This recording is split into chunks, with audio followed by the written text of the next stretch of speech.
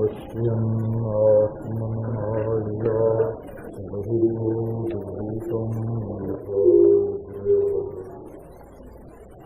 यस्याक्षात्कृते प्रबोधसमये स्वात्मानमेवास्ति तस्मै श्रीगुरुमूर्ते नमः।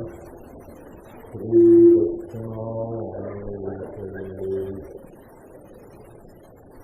ब्रह्मानन्दादि लीलाललितदहरिता योजिता संख्यबिन्दुब्रह्माण्डव्रातरोमा विभुविभुविधिप्रियक्षविस्तारसीमा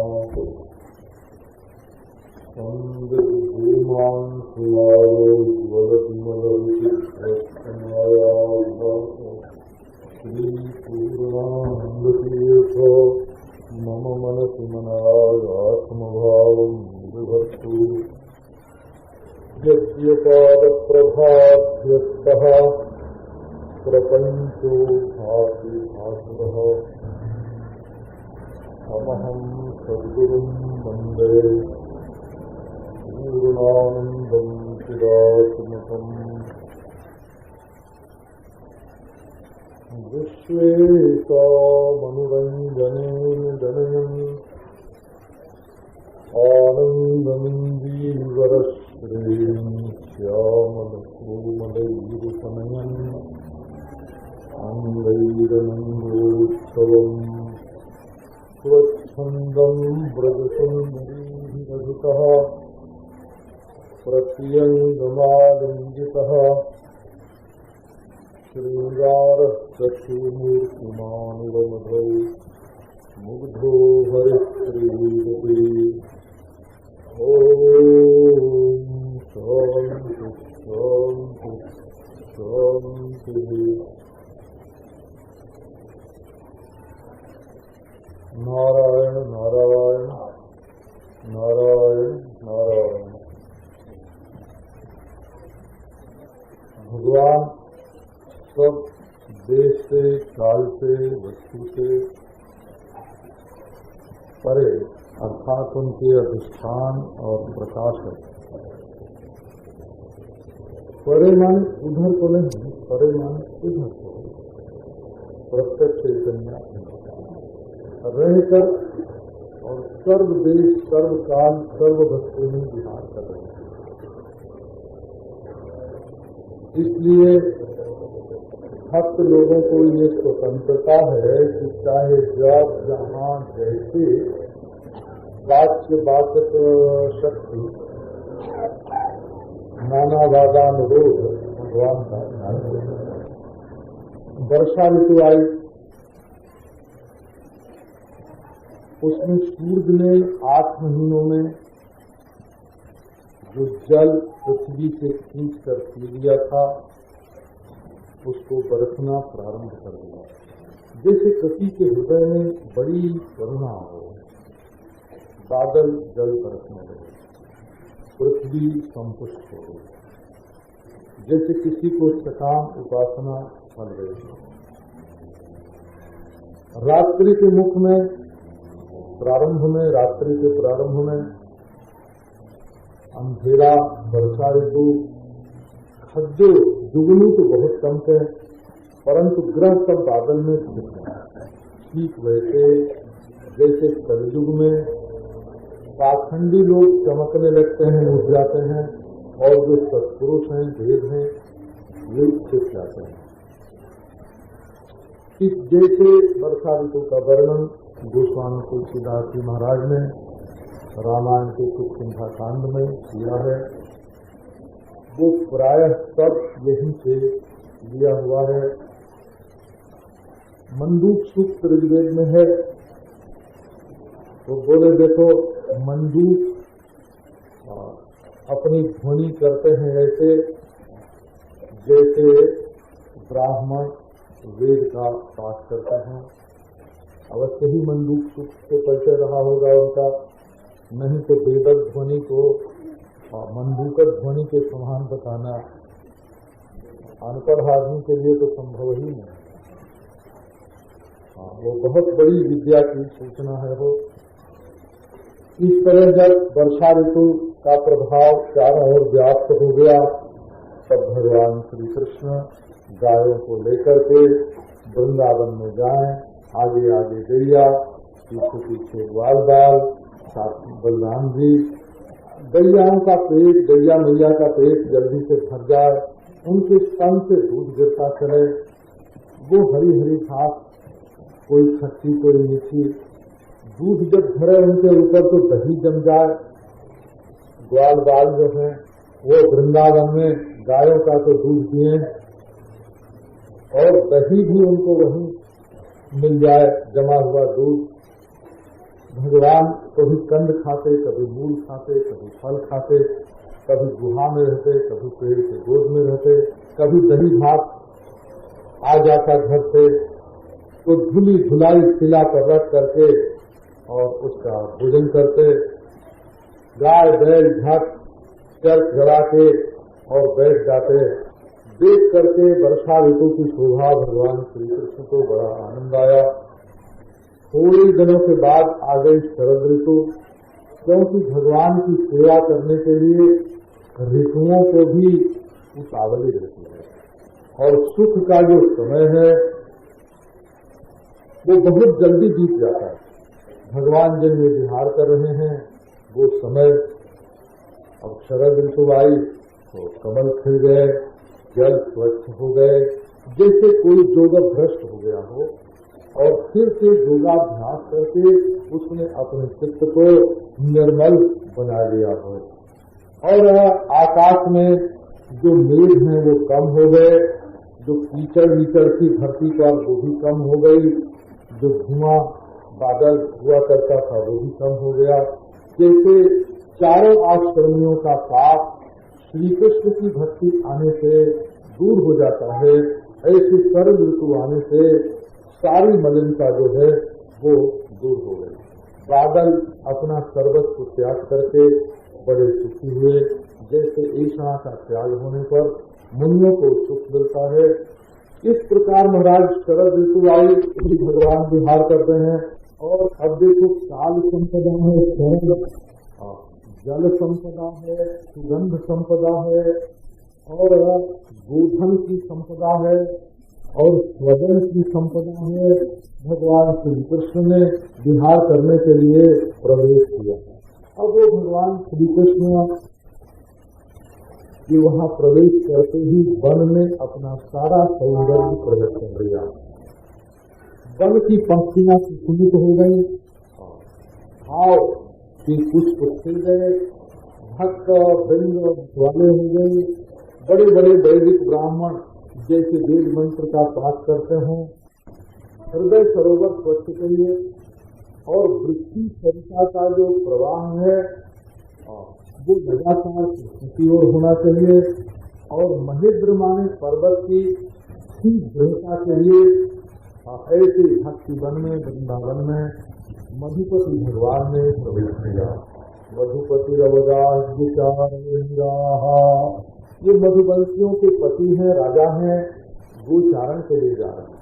ये महाराज मधुपति हैं, साक्षात बसंत हैं और वन में प्रवेश कर रहे हैं। ये मधुपति हैं, मधुपान कराने वाले, और गोपियों को, वनवासियों को मधुपान कराने के लिए प्रवेश कर रहे हैं। भगवान ने बांसुरी बजाई, बांसुरी बजती और गोपियों के मन में उनका स्मरण हुआ और स्मरण होने पर उनकी प्राप्ति की इच्छा उदय हुई। अब जब हृदय श्री कृष्ण के प्रेम से भर गया तब वो वाणी से बोल कर बताना चाहते हैं, परंतु वाणी तो बोलती नहीं है। तद्वर्णयि तुम्हारा बधा स्मरण कृष्ण के स्थितम, वर्णन करना चाहती हैं पर हो गई स्मरवत, स्वयं काम मूर्ति हो गई।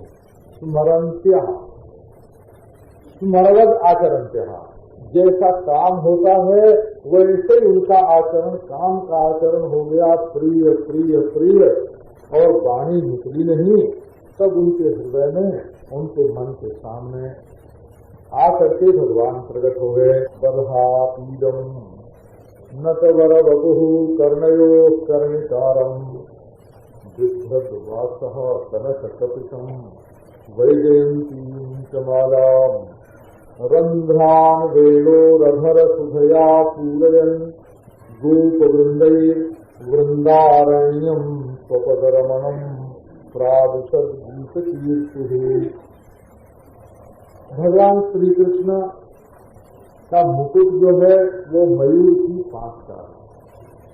एक दिन भगवान श्री कृष्ण गोवर्धन की तलहटी में और एक शिलाखंड पर प्रबंध ललित भाव से खड़े होकर जो बांसुरी बजाने लगे, उनकी बंसी की ध्वनि सुन करके राधा जी का पाला हुआ उनका प्यारा मयूर वहां आ गया और बंसी ध्वनि पर वो नृत्य किया उसने कि श्री कृष्ण नए नए ताल, नए नए स्वर, नए नए ग्राम, नई नई मूर्छना की सृष्टि करते जाएं और मोर नाचता जाए तो उसकी एक पांच नाचते नाचते टूटते गिरते।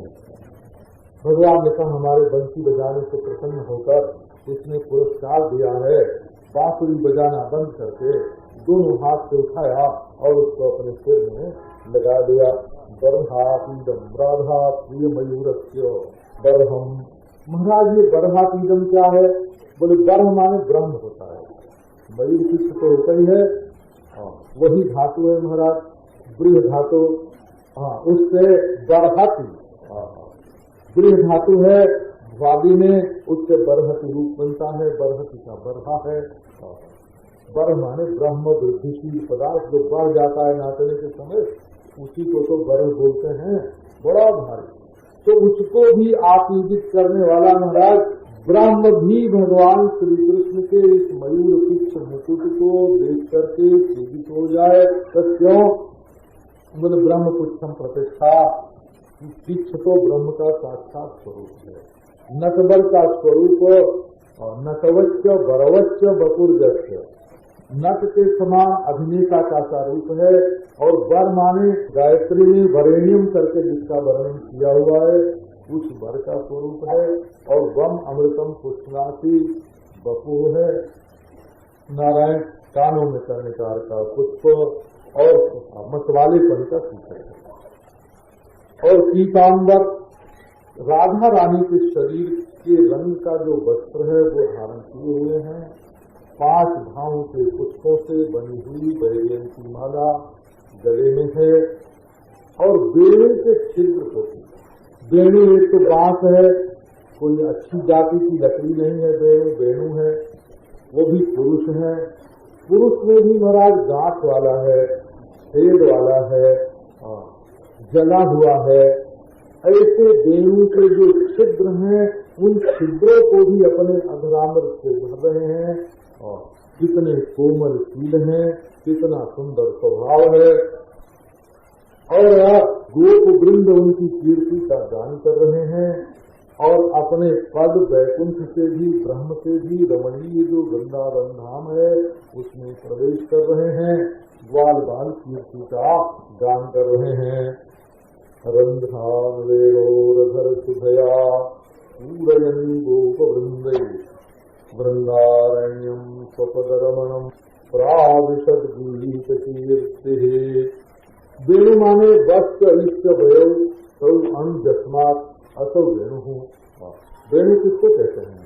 अब विषयानंद में बड़ा विक्षेप है। ये वस्तु चाहिए, ये व्यक्ति चाहिए। और ब्रह्मानंद निरामितांत शांत है, परंतु वेणु न ब्रह्मानंद के समान शांत है न विषयानंद के समान विक्षिप्त है, बिल्कुल व्यावहारिक। इस वेणु के आनंद में सगुण साकार भगवान का पूरा आनंद भरा हुआ है। भगवान वेणु बजाते हैं। इस तरह से ये वेणु संपूर्ण मन प्राणियों के मन को हरण करता है। गोपियां उसका वर्णन करने लगी। वर्णयन्त्यो धीरे धीरे गोपियों अक्षणवतां फलमिदं न परं विदामः सत्यः पशूननु विवेशयतोर्वयस्यैः वक्त्रं व्रजेश सुतयोः अनुवेणुजुष्टं यैर्वानितीतमनुरक्तकटाक्षमोक्षम् अरे सखी, ये जीवन में जो आँख मिली है इसका फल क्या है? आत्मा ब्रह्म से एक, बुद्धि शांत समाधित, मन प्यार से भरा हुआ, ठीक से सफल हो गया। परंतु ये आँखें यदि भगवान का दर्शन प्राप्त नहीं करते हैं तो इनके मिलने का फल क्या है? महात्मा लोग कहते हैं, प्यारे तिहारे निहारे बिना आँखियां दुखियां नहीं मानती है। यदि प्यारे का दर्शन इन्हीं आँखों से न हुआ तो ये आँखें हमेशा दुखी रह जाएंगी।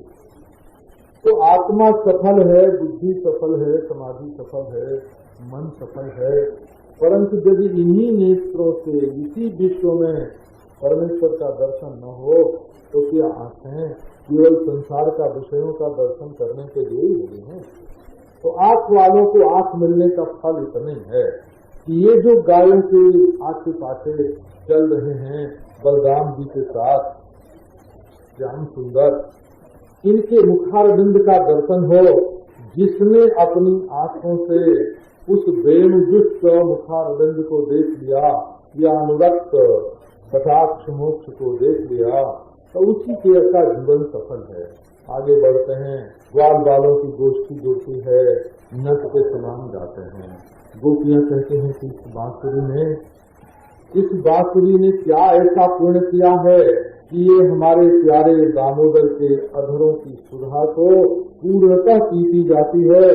देखो ना, जिस हृदयनी के जल से, जिस बावली के जल से ये पाली गई है वो भी खुशी मना रही है, कमल बन खिल रहा है उनमें, और वे वृक्ष जो इसकी जाति के हैं वो कहते हैं हमारी जात में बांसुरी हुई और इतना सौभाग्यशालिनी हो गई वृंदावन के समान तो धरती पर और कोई नहीं है।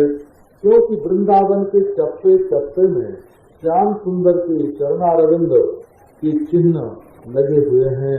जब वे बांसुरी बजाने लगते हैं, मोर मतवाले होकर नाचने लगते हैं और सब प्राणी चुप हो जाते हैं, सत्व गुण रजोगुण सब का सब शांत हो जाता है। धन्य है वो वृंदावन जहाँ की हरिणियां भी श्याम सुंदर का दर्शन करके आनंद में मग्न हो जाते हैं और अपने प्रेम से श्री कृष्ण की पूजा करते हैं। हम न भई हरिणी, वे तो अपने कृष्ण सार मृगों के साथ चली जाती हैं, परंतु हमें उतना भी अवसर नहीं मिलता है। देवियां देवताओं के साथ विमान पर अपने आप को भूल जाती हैं, उनकी चोटियों से फूल गिरने लगते हैं, उनके कपड़े गिर जाते हैं, उनको पता नहीं चलता। गाय और बछड़े अपना चारा नहीं खा सकते, दूध नहीं पी सकते, उनके हृदय में गोविंद हैं और आंखों में आंसू की कला है। वृक्ष देखो, सारी सृष्टि भगवानमयी भक्तिमयी हो गई है, पशु भी भक्तिमय, देव भक्तिमय, और वृक्ष पर बैठे हुए पक्षी खुली आंख से श्याम सुंदर को देखते हैं और मौन होकर के श्याम सुंदर को का दर्शन करते हैं और बांसुरी सुनते हैं। नदियां जो हैं वो बहना बंद कर देती हैं और श्री कृष्ण के चरणों में कमल का उपहार चढ़ाती हैं। बादल आकर के नन्ही नन्ही बूंदों से बरसा करके उनके ऊपर छाता बंद करके उनकी सेवा करते हैं। ये गांव की झीलें आहा श्री कृष्ण का दर्शन करके काम से व्याकुल हो जाते हैं। जब कहीं देखते हैं कि उनके चरण कमल का श्री कुमकुम तृण में लगा हुआ है, अरे ये तो वही है जो श्री राधा रानी के स्तन का कुमकुम लेकर के अपने हृदय में और मुखारविंद में लगाती हैं, तब उनकी वेदना शांत होती है। ये गिरिराज धन्य है जो श्री कृष्ण का सब प्रकार से स्वागत सत्कार करते हैं। देखो ना, श्री कृष्ण की बंसी ध्वनि सुन करके जो चलने फिरने वाले प्राणी हैं वे स्पंद रहित हो गए और वृक्षों के को भी पुलक रोमांच हो गया। देखो, सिर पर गायों को फंसाने वाला जो फंदा है वो सिर पर पगड़ी की तरह बंधा हुआ है और बछड़ों को उनके पांव में फंसाने के लिए जो नोना है उसको गले में माला की तरह धारण किए हुए हैं। है कहीं परमेश्वर का ऐसा चिन्ह कि नोना और खंडा ये दोनों ही उनके शरीर के आभूषण बने हुए हैं।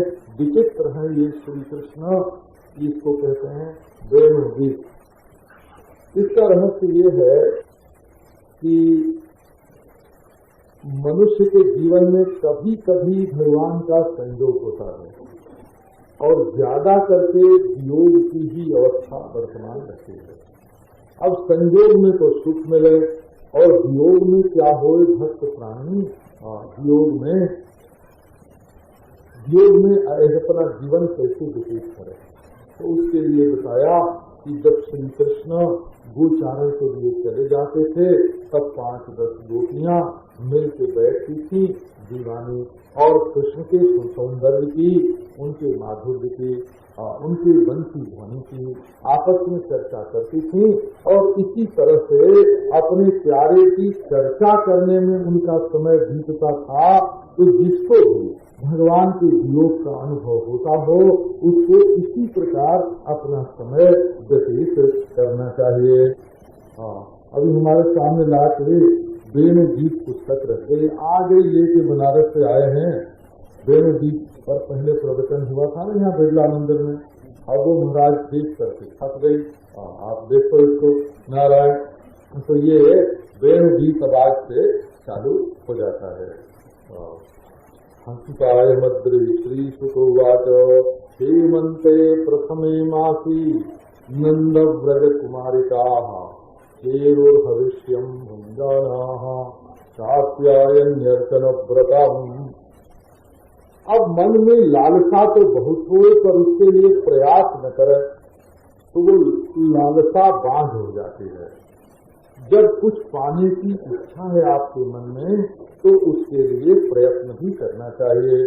जब गोपियों के मन में श्री कृष्ण से मिलन की इच्छा आई, देखो इसी से वेदांत की प्रक्रिया ये है कि हमको दृश्य में से कुछ नहीं चाहना है। जब कुछ नहीं चाहना है, कुछ नहीं पाना है, तब शांत आप अपने स्वरूप में बैठ जाइए। वैराग्य की पराकाष्ठा में स्वरूप स्थिति होती है। और यदि आपको संसार में कुछ चाहना है तो उस वस्तु को चाहते हैं आप, पाना चाहते हैं, तो उसके लिए कुछ प्रयत्न भी कीजिए। तो गोपियों के मन में श्री कृष्ण को पाने की इच्छा है, इसलिए उन्होंने एक व्रत किया, नंद व्रज कुमारिका। और सारे व्रज की कुमारियों को तो करने की जरूरत नहीं थी, लेकिन खास करके नंद का गांव की जो कुमारियां थी, नंद व्रज कुमारिका, उनके लिए आवश्यक था। क्योंकि गांव के गांव में श्री कृष्ण उन्हें पति के रूप में प्राप्त हो जाएं, इसकी संभावना बहुत कम थी। तब उन्होंने व्रत किया, कात्यायनी की पूजा। 1 महीने तक उन्होंने केवल भविष्य का भोजन किया, प्रातः काल यमुना में स्नान।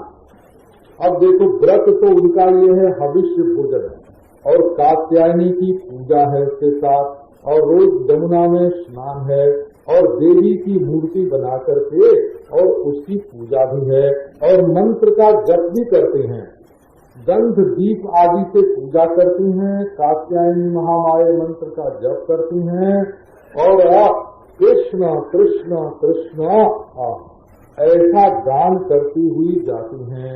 और उनका संकल्प है कि नंद नंदन श्याम सुंदर हमारे प्राण प्यारे के रूप में प्राप्त है।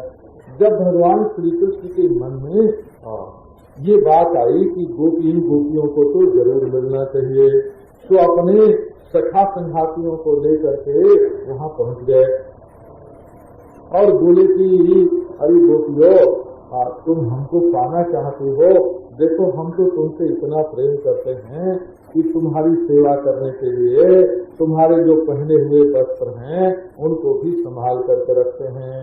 पहने हुए वस्त्र हो उठाइए, और चढ़ गए कदम पर और हंसें और हंसावें और बोले हम मजाक नहीं करते हैं, एक एक आ करके और हमसे ये वस्त्र ले जाओ। अब उनकी ये छेड़छाड़ देख करके गोपियों ने इसको अन्याय नहीं देखा हो, सत्य सत श्वेलितम दृष्टवा, ये तो श्री कृष्ण की छेड़छाड़ है, प्रेम में मगन हो गई। अब महाराज वो तो कोई उनके बीच में आवे ही नहीं। बोली कि तुम ऐसा मत करो श्याम सुंदर, हम जानती हैं कि तुम सारे ब्रज के प्यारे हो, हम तुम्हारी दासी, तुम्हारी आज्ञा पालन के लिए तत्पर, हमारे वस्त्र दे दो, नहीं तो हम नंद बाबा से जा करके कह देंगे। आप एक बात पर ध्यान दो, एक माता है, वह अपने बच्चे को दूध तो पिलाना चाहती है, लेकिन कहती है कि बच्चे के सामने हम अपनी छाती कैसे खोलें, तो बिना छाती पर से कपड़ा हटाए क्या बच्चे को दूध मिल सकता है? नहीं मिल सकता। एक मित्र है, वो कहता आओ हम लोग कुश्ती लड़े, मित्र से, लेकिन कहता है कि भाई हम कुर्ता नहीं उतारेंगे, तो क्या सख्त का अनुभव हो सकता है? एक पति पत्नी है, उनका विवाह हो गया है, अब वो कहते हैं कि हम वस्त्र नहीं उतारेंगे और दाम्पत्य का जो रस है, स्वाद है, वो मिले, तो क्या उनको दाम्पत्य रस मिलेगा? अच्छा, एक वेदांती जी हैं, वो कहते हैं आत्मा तो ब्रह्म ही है, हम ब्रह्म का सुख लेना चाहते हैं, परंतु आवरण भंग नहीं करना चाहते, पर्दा नहीं हटाएंगे। तो क्या आवरण भंग के बिना आत्मा और ब्रह्म की एकता का अनुभव हो सकता है? अरे वे लोग मूर्ख हैं जो चीरहरण की आलोचना करते हैं। इतना महाराज आवरण भंग का सुंदर प्रसंग, और वो भी भक्ति सिद्धांत से अनुप्राणित। अनुप्राणित क्या है? इसमें भक्ति सिद्धांत क्या है? इसमें भक्ति सिद्धांत ये है कि जब आत्मा को परमात्मा से एक होना होता है, तब जिज्ञासु श्रवण मनन निधिध्यासन के द्वारा अपना पर्दा अपने आप फाड़ता है। परंतु जब जीव भक्ति करता है, तब भक्ति तो श्रीमती के समान है, उसका पर्दा स्वयं परमेश्वर आकर के, स्वयं सगुण भगवान आकर के उसका पर्दा फाड़ते हैं और उसके सामने प्रकट होते हैं। इस भक्ति के सिद्धांत को इस प्रसंग में प्रकट किया गया है। बोले भाई कृष्ण तो बड़ा बुरा किया, कब बुरा किया ये बात जरा गोपियों से तो पूछो। गोपियों ने, श्री कृष्ण ने उनको नारायण उनका उपहास किया, उनकी लाज छुड़ाई, उनको उलाहना दिया, उनको खिलौना बनाया और उनके कपड़े हर लिए, परंतु गोपियों के मन में तो श्री कृष्ण के प्रति नेक भी दोष दृष्टि नहीं हुई। वो तो कहती थी ये हमारे प्यारे हमारे साथ प्रेम का बर्ताव कर रहे हैं। अब महाराज कपड़े तो दे दिए भगवान ने, परंतु वो वहाँ से जाने का नाम ही न ले। तो भगवान ने कहा कि देखो हम तुम्हारे मन की बात जानते हैं, तुम्हारा संकल्प पूरा होगा, हम तुमसे मिलेंगे, रात की रहें उनमें हम तुम्हारे साथ विहार करेंगे। अब एक सिद्धांत की बात इस प्रसंग में ये कही कि देखो लोग कहते हैं काम काम काम, है ना, काम तो लोगों के सिर पर सवार है, अपने आप ही कौन है निष्काम? जरा साथी सोच से कोई बोले तो कि हम निष्काम हैं, तो बोले भाई ये जो काम है ये कहाँ जाने पर काम होता है और कहाँ जाने पर निष्काम हो जाता है, ये भेद तो समझना चाहिए ना। तो न मय्यावेशित धिया कामः कामाय कल्पते हर्जिता क्वथिता धाना प्रायो बीजायनेष्यते। यदि अपने मन की कामना को भगवान के साथ जोड़ दिया जाए, उस अनजाने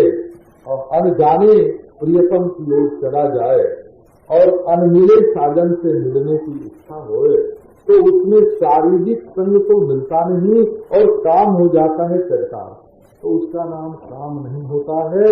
वो तो निष्कामता की पराकाष्ठा है, जहाँ बीज भून दिया जाता है या उबाल दिया जाता है, वहाँ प्रायः उससे बीज नहीं निकलता है। इसी प्रकार यदि काम भगवत विषय करके भून दिया गया तो उससे फिर अंकुरोत्पत्ति नहीं होती है। अब तो श्री कृष्ण के चरणाम्भोज का स्मरण करती हुई गोपियाँ अपने घर चली गईं। अब भगवान ने देखा कि वर्षा ऋतु है और वृक्ष जो हैं वो तो छाते का काम कर रहे हैं, सबको शांति दे रहे हैं, छाया दे रहे हैं। भगवान ने कहा वृंदावन के वृक्षों की महिमा भगवान गाते हैं, सारी दुनिया भगवान की स्तुति करती है, और वृंदावन तो वृक्षों का समूह ही है ना, वन में तो वृक्षों की ही महिमा है। तो वृक्षों की महिमा का गाना माने वृंदावन की महिमा का गान करना। अब कहते हैं कि अरे मेरे प्यारे सखाओ, देखो देखो कितने महाभाग्यवान हैं ये वृक्ष, इनका जीवन तो दूसरों के लिए है। ये बात वर्षा आपत हिम का सहन करते हैं और वारण करते हैं, तो इनका जन्म सबसे बढ़िया है। देखो जैसे सज्जन के घर में कोई अतिथि आवे तो वो खाली हाथ नहीं जाता, विमुख नहीं जाता, उसकी कुछ न कुछ सेवा होती है। इसी प्रकार इन वृक्षों के नीचे कोई आ जाए तो अपने पत्ते से, फूल से, फल से, छाया से, जड़ से, छिलके से, लकड़ी से, गंध से, गोंद से, कोयले से, अपनी हड्डी से और अपने अंकुर से भी आने वाले लोगों की कामना पूर्ण करते हैं। धन्य है, सब धन्य है ये वृक्ष। इन वृक्षों की बराबरी मनुष्य नहीं कर सकता हो। मनुष्य के जन्म की सफलता इसी में है कि उसके पास जो कुछ है, प्राण है, धन है, बुद्धि है, वाणी है, इसके द्वारा दूसरों का भला करे। इन्हीं वृक्षों के बीच में से भगवान उनकी शाखाएं झुक जाती हैं, उनका फल और फूल भगवान के चरणों में आ जाता। और उसके बाद महाराज जमुना जी के तट पर गए और वहाँ गायों ने जल पिया और ग्वालों ने जल पिया। अब महाराज कृष्ण राम के पास ग्वाल बाल आए, बोले महाराज आप तो सब राक्षसों को मिटा देते हैं, ये ससुरी भूख, ये हमारे पेट में बस गड़बड़ मचा रही है, बड़े जोर से भूख लगी है, अब आप कृपा करके इसके साथ को शांत करो। उनकी प्रार्थना सुनके भगवान ने ग्वाल बालों को पहले ब्राह्मणों के पास भेजा कि वहाँ जो यज्ञ हो रहा है वो निरामिष है, वहाँ से कुछ ले करके आने में किसी तरह का दोष नहीं है, तो जा करके तुम भोजन ले आओ। परंतु ब्राह्मणों ने महाराज नहीं माना उनकी प्रार्थना। जगाते नोर्मित क्रोध न लेती परम तपो, न तो हाँ बोले ओम, ओम बोलो, ये सन्यासियों का मंत्र है, ओम ओम ओम, जो होता जाए कहते चलो हाँ हाँ हाँ। भगवान के किए में कभी ना मत बोलो, जो किया तो ठीक किया, ये है सन्यासी का मंत्र ओम। और जिज्ञासु लोग कहते हैं महाराज नेति ये नहीं, दृश्य नहीं। हे भगवान, ब्राह्मणों ने दोनों में से किसी मंत्र का उच्चारण नहीं किया और गोप निराश होकर के लौट आए। तब उन्होंने कहा तुम पत्नियों के पास जाओ। महाराज खाने पीने की व्यवस्था पुरुष लोग ठीक कर ही नहीं सकते, खाने पीने की व्यवस्था तो ठीक स्त्रियां ही करती हैं। तो पहुंच गए महाराज और बोल दिया कि यहाँ श्री कृष्ण आए हैं, बलराम और हम लोग जो उनके साथ हैं सब भूखे हैं।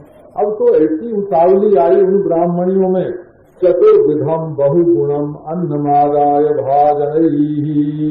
चतुर्विधम, खाने का, पीने का, चबाने का, चाटने का, सभी तरह का भोजन जो बनता है और जिनमें बहुत गुण है ना, किसी प्राकृतिक चिकित्सक से पूछा नहीं था हो, बिना उनसे सलाह किए ही खूब आनंद का भोजन लेकर के बर्तनों में और चल पड़ी समुद्र में निम्नगाह, जैसे नदी जाती है समुद्र के पास। अब घर के लोग जो लोग हैं, पति भाई पुत्र, वो तो निषेध करें, परंतु वो तो निकल गए क्योंकि उनका हृदय जो है वो परमेश्वर में लगा हुआ था। जा करके देखा जमुना जी के तट पर बड़े सुंदर वन में श्याम सुंदर भगवान पीतांबर ओढ़े खड़े हैं, गले में बनमाला, सिर पर मोर मुकुट और हाथ में लगी हुई है जैसे नट हो।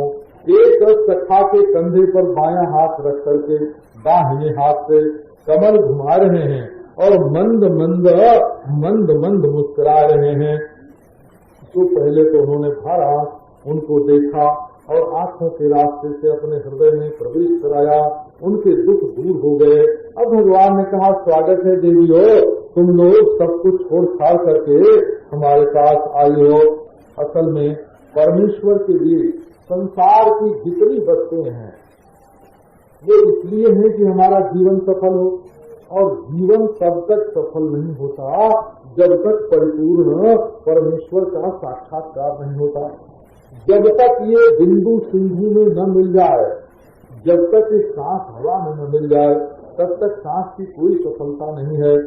तो परमेश्वर से मिलकर के ही जीव का जीवन सफल होता है। तो अब तुम लोग लौट जाओ यज्ञ में अपने पतियों के साथ, वे यज्ञ पूरा करेंगे। अब इन यज्ञ पत्नियों ने कहा, ब्राह्मणियों ने कहा कि प्रभु ऐसी कठोर वाणी आप क्यों कहते हैं? क्योंकि देश तो कहता है कि एक बार परमेश्वर के पास कोई पहुंच जाए तो फिर उसको लौट के आना नहीं पड़ता। बस हमको तुम्हारे चरणों की तुलसी को अपने केश में धारण करना चाहते हैं। प्राप्तावयम तुलसीदाम पदावसृष्टम केतैर्निबोधुमतिलंघ्य समस्त बंधून। हम तो कुछ नहीं चाहिए, आपके चरणों पर चढ़ाई हुई तुलसी जब चरणों में से स्वयं अलग हो जाए तब उसको उठाकर हम अपने बालों में लगा लें, बस इतने चाहते हैं। अब दुनिया हमको कोई लेने वाली नहीं है, ग्रहण करने वाली नहीं है। भगवान ने कहा सब तुम्हारा आदर करेंगे देवी हो, और ठीक हो गई। बोले ये नहीं कि अब हम नहीं जाएंगे, बोले कि अब हमको कोई स्वीकार नहीं करेगा। भगवान ने कहा तुमको सारे देवता भी स्वीकार करेंगे और मनुष्य भी। प्रीति और अनुराग साथ रहने से नहीं होता, वो तो होता है मन लगा देने से। तो तुम्हारा मन हमारे अंदर लग जाएगा। अब तो वो फिर यज्ञ भूमि में गई और ब्राह्मणों ने उनका बड़ा आदर किया। इधर भगवान ने उनका लाया हुआ जो भोजन है बड़े प्रेम से उसको पाया, और गाय गोप गोपी इस सबको भगवान आनंद देते रहे। ब्राह्मणों को मालूम हुआ कि वो हमारी जो पत्नियां हैं उनके हृदय में भगवान के प्रति इतना प्रेम है। हमारा ये सारा का सारा बड़प्पन झूठा है। भिग्जन्मनस्त्र विद्या भिग्व्रतम भिग्बहुव्रतम भिक्कुलम भिक्प्रियादाक्ष्यम विमुखा ये स्वभोक्षजे। हमारे जन्म को धिक्कार है, हमारे यज्ञ सूत्र सौत्र सावित्र जाग्ञ इस जीवन को धिक्कार है। तब उत्तम कुल में जन्म हुआ, गायत्री की दीक्षा प्राप्त की, यज्ञ का अनुष्ठान किया, विद्या प्राप्त की, व्रत प्राप्त किया, बहुत बने, परंतु भगवान के चरणों में प्रेम नहीं हुआ तो वो किस काम का? देखो भगवान की मोहनी माया ही बड़ी विचित्र है।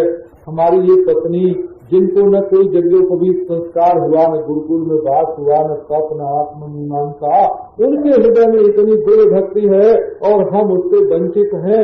देखो ये भगवान की माया ही है। तो महाराज वो सब पछताए तो बहुत, लेकिन श्री कृष्ण के पास उनमें से गया कोई नहीं। बोले हम धन्य हैं कि हमारे घर में ऐसी स्त्री है। कंस का डर लगता था उनको। इसके बाद वर्णन करते हैं। अब आप देखो, एक आपको संगति सुना देते हैं, क्योंकि ये श्रीमद् भागवत कोई 10 दिन 20 महीने भर में होने वाला नहीं है। ये तो श्रीमद् भागवत जो है ये महाराज आजीवन यदि इसी में अपनी सारी विद्या बुद्धि लगा दी जाए तब भी इसमें से नया नया स्वाद, नया नया रस निकलता रहता है।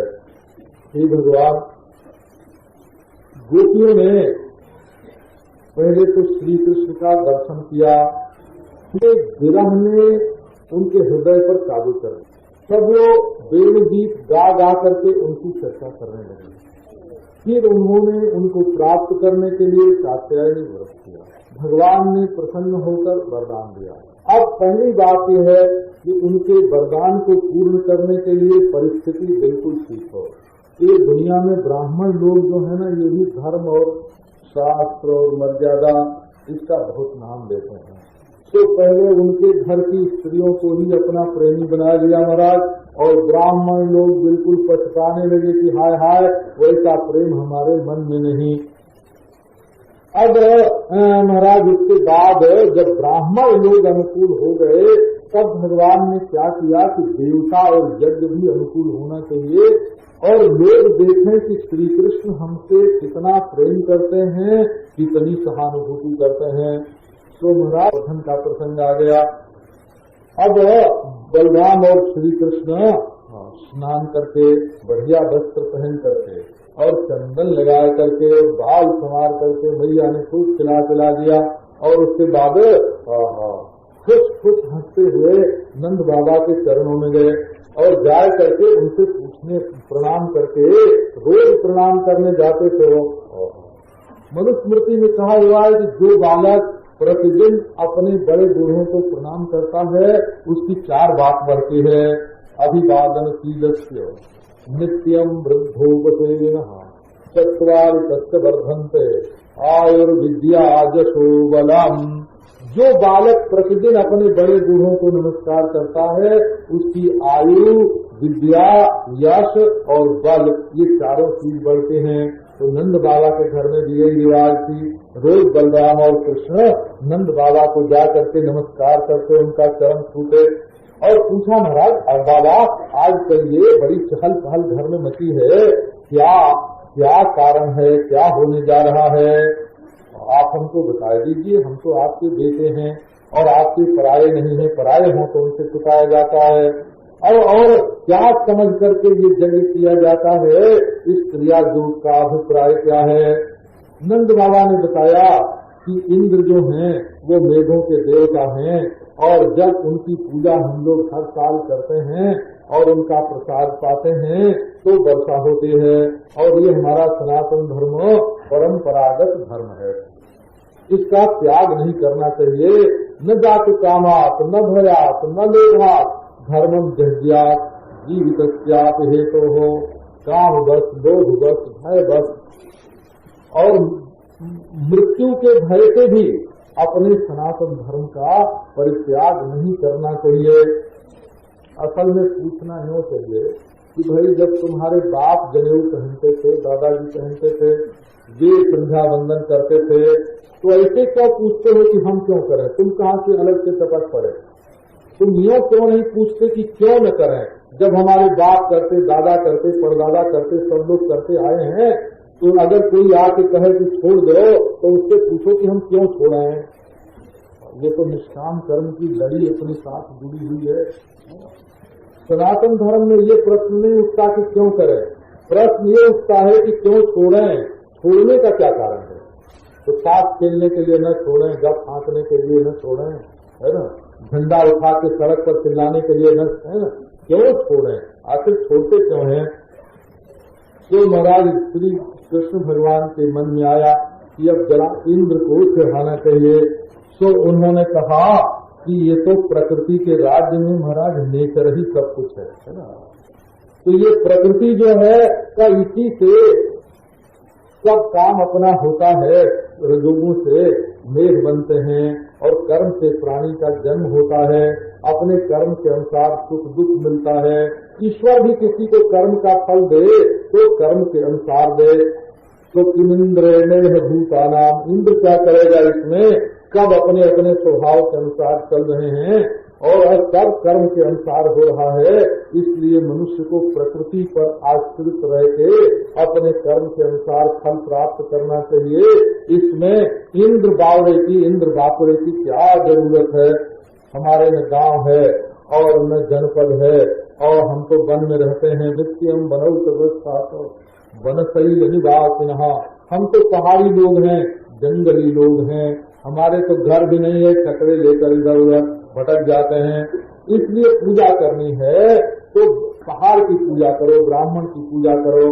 ये इंद्र की पूजा में क्या रखा है, बनन दौरतोई और और उसमें सूप भी बनना चाहिए हो। पच्यंताम विविधा पाता सूपांता, दाल बननी चाहिए। नहीं, सूपा का अर्थ है ये जो अंग्रेजी दाल लोग जो सूप कहते हैं ना वो भी है। सुष्ठु पिए सुपम रसोकार से बना दो जो अच्छी तरह से भली भांति पिया जाए। और खीर भी बननी चाहिए, हलवा मालपुए बनने चाहिए, है ना। और हे कचौड़ी घृत चौरी नमोस्तु तुभ्यम, ये कचौड़ी तो घृत चौड़ी है महाराज। ये जो जिह्वा है ना, जिह्वा के मूल में अग्नि का निवास है। उसमें जो आहुति दी जाती है, हवन जो होता है उस हवन से वाक शक्ति की वृद्धि होती है। सब प्रकार के जो दोह हैं और दूध, घी, मलाई, मक्खन सब इकट्ठा करो और अग्नि में होम करो, ब्राह्मणों को भोजन कराओ, गायों की दक्षिणा दो और कोई महाराज कुत्ता या चंडाल भी भूखा न रह जाए। गायों को हरी हरी घास दो और खूब पूजा पत्री करो। कृष्ण भगवान ने कहा कि बाबा आप क्रांतिकारी बेटा पैदा हुआ, बड़ा क्रांतिकारी। बोले बाबा मेरी राय तो ये है कि यज्ञ ऐसा हो, गाय, ब्राह्मण और ये जंगल, ये पहाड़ सबको आनंदित कर लिया जाए। ये यज्ञ हमको बड़ा भारी प्रिय है। तो महाराज नंद बाबा ने मान लिया, नई पीढ़ी की भाई मांग है, उसका तो आदर करने चाहिए। अब तो महाराज सबकी गिरिराज की पूजा हुई और गायों को हरी हरी घास दी गई और गोधन का पुरस्कार करके प्रदक्षिणा की गई। अब उस समय महाराज ब्राह्मण लोग स्वच्छेन का पाठ करें और छकड़े जोड़ दिए गए। गोपियां श्री कृष्ण लीला का गान करें और विश्वास दिलाने के लिए कृष्ण ने एक रूप और धारण कर लिया, स्वयं बन गए पर्वत। अब वो कहें कि मैं गिरिराज हूँ और महाराज जितनी पूरी महाराज टोकरी कचौड़ी एक साथ में बड़ा हाउ बाल्टी की बाल्टी थी, बोले कड़ाही रख दो न सामने, तो खाने की क्या जरूरत है। बलि मादक बृहद वपुः। अब स्वयं एक रूप छोटा सा बालक रूप धारण करके नंद बाबा के साथ खड़े, तो बाबा देखो ये गिरिराज प्रकट हुए हैं और हमारे ऊपर कितनी कृपा है, तो इनको नमस्कार करो। अब तो महाराज श्री कृष्ण ने कहा कि ब्रज की जो मिट्टी है वो स्वर्ग के इंद्र से बहुत बड़ी है, इसकी पूजा करो। जो वैष्णव हैं, ब्रजवासी हैं, उनको ब्रज के बाहर की जैसे देवता से क्या काम। तो महाराज इसके तो दृष्टा आचार्य बन गए स्वयं भगवान श्री कृष्ण। और जो इंद्रादि के याग हैं वो वैदिक विधि के अनुसार होते हैं, बड़े बड़े महात्मा लोग उसके आचार्य होते हैं, परंतु इस विधान के तो आचार्य बन गए श्री कृष्ण। अब इंद्र को पता चला कि इस नई पीढ़ी ने तो महाराज हमारी पूजा ही बंद कर दी, तो बड़े बोले ये नंद भी अहीर है ना, गांव के अहीर, इनको क्या मालूम क्या करना चाहिए कि क्या नहीं करना चाहिए। तो उन्होंने वज्र के वो प्रलय के इंद्रों को आज्ञा दे दी कि जा करके तुम लोग ब्रज का सत्यानाश करो। देखो इनको धन का घमंड हो गया है, गोपा नाम कामनौकसाम, ये जंगली ये पहाड़ी, श्री कृष्ण देखो नेता बना करके हमारी अवहेलना कर रहे हैं। तो जा करके ब्रज पशु नयत संक्षयम, और इनके जो गाय हैं, भैंस हैं, घोड़े हैं, सबको नष्ट कर दो, मैं भी आता हूँ। तो महाराज ऐसी वर्षा हुई, खंभे की तरह मोटी मोटी धारा गिरे और वो ओले गिरे बड़े बड़े हिम के, और बड़ी भारी आंधी चले, सारी धरती डूब गई। तो लोग जो हैं वो कैसे अपने बच्चों को गोद में छुपा करके और श्री कृष्ण के पास आए कि ये इंद्र ने हम लोगों को ये शक्ति दी है, तुम हमारी रक्षा करो। तो भगवान श्री कृष्ण ने कहा कि इनका हम करेंगे, क्योंकि यदि किसी को भेंट पूजा भी हो, लगातार पूजा है ना, तो वो अपना हक मान बैठता है। अब जजमान प्रसन्न होकर के इंद्र को देता है और जब उसकी रुचि हो दे, न रुचि हो न दे। अब इंद्र को हर साल हमको मिले, ये हकदारी क्या है। तो महाराज बोले कि देखो इनको अभिमान हो गया है कि हम ईश्वर हैं, तो इनका मान जो है वो भंग करना चाहिए। अब मैं ब्रज की रक्षा करूंगा, ये इंद्र क्या करेगा महाराज। एक हाथ से भगवान ने गोवर्धन पर्वत को उठा लिया, जैसे बच्चे बरसाती छत्ते को धरती से उठाकर उठा लें, और बोले कि सब लोग आ जाओ, इसमें कोई डरने की जरूरत नहीं है। सब महाराज श्री कृष्ण के मुखारविंद का दर्शन करें भीतर घुस के, और सारा ब्रज 84 कोस का जो ब्रज है वो गिरिराज के नीचे आ गया। भूख लगे न प्यास।